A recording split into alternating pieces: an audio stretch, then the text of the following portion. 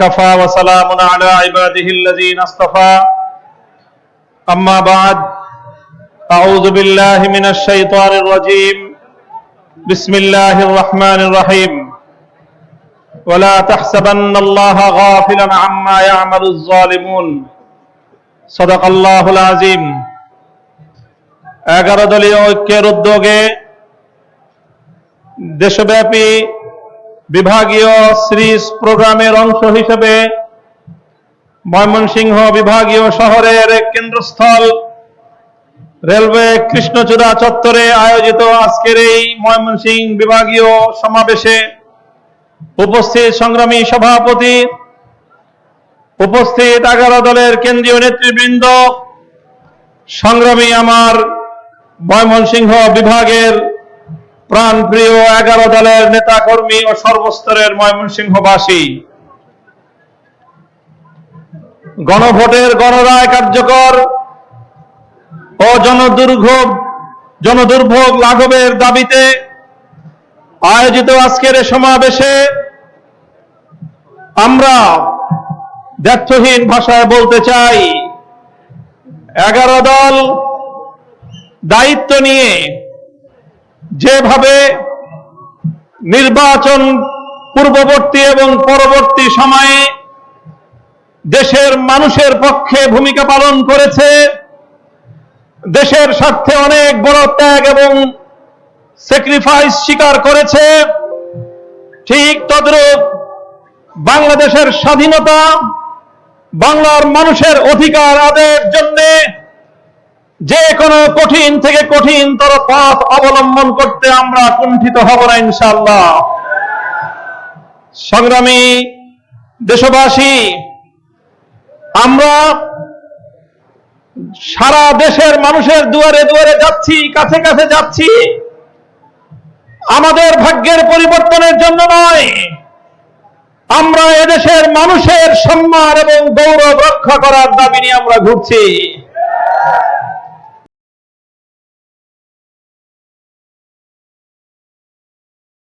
বাংলাদেশের মানুষ বিগত ত্রয়োদশ জাতীয় সংসদ নির্বাচনের সাথে একই দিনে তারা জুলাই বিপ্লবের আকাঙ্ক্ষা বাস্তবায়নের লক্ষ্য নিয়ে গণভোটে হাঁ ব্যালটে ভোট দিয়েছিল।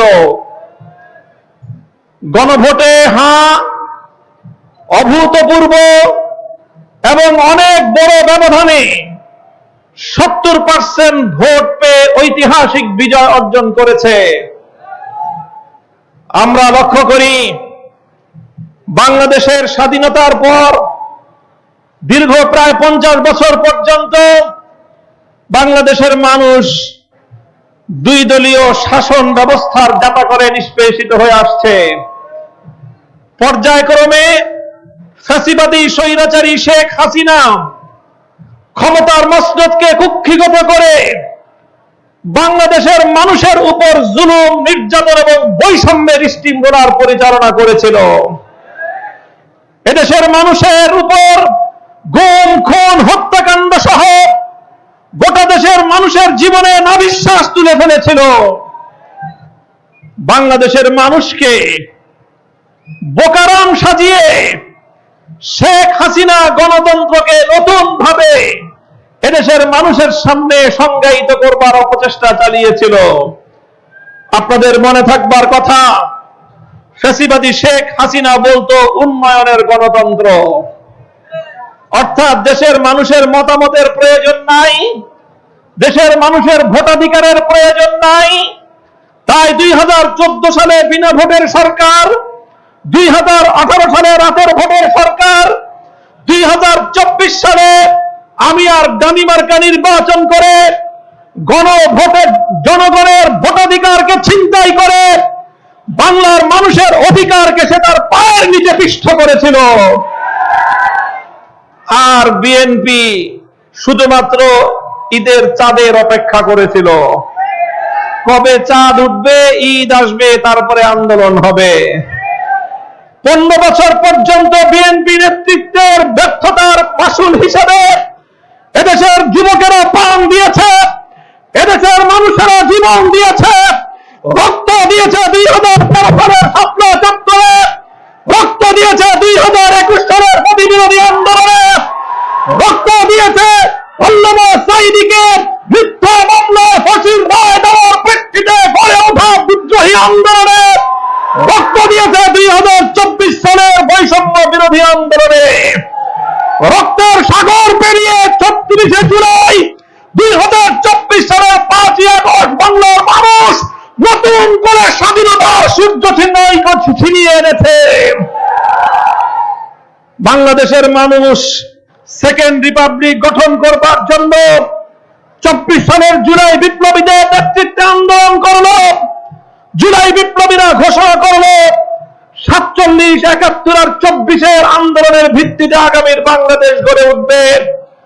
বাংলাদেশের মানুষ চেয়েছিল তাদের ভোটাধিকার প্রতিষ্ঠিত হবে, বাংলাদেশের মানুষ চেয়েছিল বৈষম্যের বিলোপ হবে, বাংলাদেশের মানুষ চেয়েছিল ফ্যাসিবাদ চিরতরে বিতাড়িত হবে, ফ্যাসিবাদের দুয়ার বন্ধ হয়ে যাবে। কথা বলেন ঠিক না বেঠিক? আমরা চেয়েছিলাম বৈষম্য বিলোপ হোক, আপনারা কি সেটা চান? আমরা চেয়েছিলাম ফ্যাসিবাদের দুয়ার বন্ধ হোক, আপনারা কি সেটা চান? ফ্যাসিবাদের দুয়ার বন্ধ করার জন্য, বৈষম্য বিলোপ করার জন্যই জাতীয় ঐক্যমত্য কমিশনে দীর্ঘ 9 মাস পর্যন্ত 33টি রাজনৈতিক দল মিলেমিশে ক্ষমতার ভারসাম্য আনয়নের জন্য প্রস্তাবনা তৈরি করলো। সনদ প্রণীত হলো, জুলাই সনদ নামে সেটি স্বাক্ষরিত হলো। যেই জুলাই সনদের মাধ্যমে একক প্রধানমন্ত্রীর ক্ষমতায় ভারসাম্য এনে কিছু ক্ষমতা রাষ্ট্রপতির হাতে, বিচার বিভাগ সংক্রান্ত ক্ষমতাগুলো প্রধান বিচারপতির হাতে, আর বাংলাদেশের রাষ্ট্র এবং প্রশাসনকে দলীয়করণের অভিশাপ থেকে মুক্ত করার জন্য নিয়োগ কমিটির নামে আরো কিছু ক্ষমতা বিকেন্দ্রীকরণ করে একটি বৈষম্যহীন ফ্যাসিবাদ মুক্ত বাংলাদেশ গড়বার স্বপ্ন নিয়ে বাংলাদেশের রাজনৈতিক দল, বাংলাদেশের আপামর জনতা দীর্ঘদিন পর্যন্ত সংগ্রাম করেছে, আন্দোলন করেছে, ঐক্যমত্যে তারা এসে উপনীত হয়েছে। দুর্ভাগ্যজনকভাবে যখন সেই জুলাই সনদ স্বাক্ষরিত হবে এবং ঐক্যমতের ভিত্তিতে আগামীর সুন্দর বাংলাদেশের জন্য নতুন একটি রাজনৈতিক বন্দোবস্ত গড়ে উঠবে, সংবিধান সংস্কারের মাধ্যমে নতুন বাংলাদেশের দিকে বাংলার মানুষ যাত্রা করবে, ঠিক সেই সময় বিএনপি অন্তর্বর্তীকালীন সরকারে ঘাপটি মেরে বসে থাকা তাদের কিছু চাটুকার আর গোলামের সঙ্গে রাতের অন্ধকারে চুক্তি করে সংসদ ভবনের দক্ষিণ প্লাজায় অন্তহীন প্রতারণার মাধ্যমে জুলাই সনদকে কলঙ্কিত করে দিয়েছে। আমরা বলতে চাই, তোমরা যেই প্রতারণার আশ্রয় নিয়েছ, 32টি রাজনৈতিক দলকে অন্ধকারে রেখে বিএনপি এবং অন্তর্বর্তীকালীন সরকারের কিছু লোক যোগ সাজস করে তারা নোট অফ ডিসেন্টের ভিত্তিতে আগামীতে ক্ষমতাসীন দল তাদের এজেন্ডা বাস্তবায়ন করবার যেই চোরাই পথ তোমরা আবিষ্কার করেছ, আমি বিএনপিকে বলতে চাই, তোমাদের কল্যাণকামী হিসেবে বলতে চাই, এই চোরাই পথ দিয়ে যদি তোমরা বাংলাদেশের মানুষের সংস্কারের অভিপ্রায়কে পায়ে তুলবার চেষ্টা করো, এটা হবে তোমাদের জন্য আত্মঘাতী সিদ্ধান্ত। আমরা পরিষ্কার ভাষায় বলতে চাই, আমরা গণভোটে 70% মানুষের যে অধিকার, 70% মানুষের যে ইচ্ছার প্রতিফলন ঘটেছে, সেটা শান্তিপ্রিয় উপায়ে বাস্তবায়ন করবার দাবি জানাচ্ছি। যদি বর্তমান সরকার সেটা করতে ব্যর্থ হয়, আমি আজ ময়মনসিংহের এই কৃষ্ণচূড়া চত্বর থেকে পরিষ্কার বলতে চাই, 1970 সালে স্বৈরাচারী পাকিস্তানি গোষ্ঠী তারা যেভাবে বাংলার মানুষের ভোটাধিকার মানতে চায় নাই, যেমনি ভাবে শেখ হাসিনা স্বৈরাচারী সরকার বাংলার মানুষের ভোটাধিকারকে হরণ করেছিল, বাংলাদেশের মানুষের ভোটাধিকার নিয়ে ছিনিমিনি খেলে এদেশের মানুষের কাছ থেকে তাদের অধিকার কেড়ে নিয়েছিল। যদি জনাব তারেক জিয়া এবং বিএনপি যদি সেই পাকিস্তানি স্বৈর শাসকদের আর ফ্যাসিবাদী শেখ হাসিনার পথে হাঁটে, বিএনপি এবং তারেক জিয়া ভিন্ন ভাগ্য হবে না। শেষ কথা বলতে চাই, ফ্যামিলি কার্ড দিচ্ছেন ভালো কথা, কৃষক কার্ড দিচ্ছেন ভালো কথা, মনে রাখবেন শুধুমাত্র টাকার বিনিময়ে জনগণের সম্মান এবং মর্যাদা আপনারা কিনতে পারবেন না। শেখ হাসিনা মনে করেছিল পদ্মা সেতু আর মেট্রো রেল দিলেই বাংলাদেশের মানুষ তাদের সম্মান এবং মর্যাদা শেখ হাসিনার কাছে বিকিয়ে দেবে। ইতিহাস প্রমাণ করেছে বাংলাদেশের আত্মাভিমানী মানুষ না খেয়ে থাকতে পারে, তারা তাদের সম্মান এবং গৌরব কোন স্বৈরাচারীর পায়ের নিচে পিষ্ট হতে দেয় না। যদি বিএনপি তোমরা সেই বিপজ্জনক পথে হাঁটো, ফ্যামিলি কার্ড আর কৃষক কার্ডের মাধ্যমে যদি 70% মানুষের ভোটাধিকার নিয়ে ছিনিমিনি খেলবার চেষ্টা করো, যে পথে গিয়েছে শেখ হাসিনা সেই পথেই যাবে তারেক জিয়া। ইনশাআল্লাহ সংগ্রামের জন্য প্রস্তুত থাকুন। আমরা মানুষের অধিকার আদায় করেই ঘরে ফিরবো ইনশাআল্লাহ।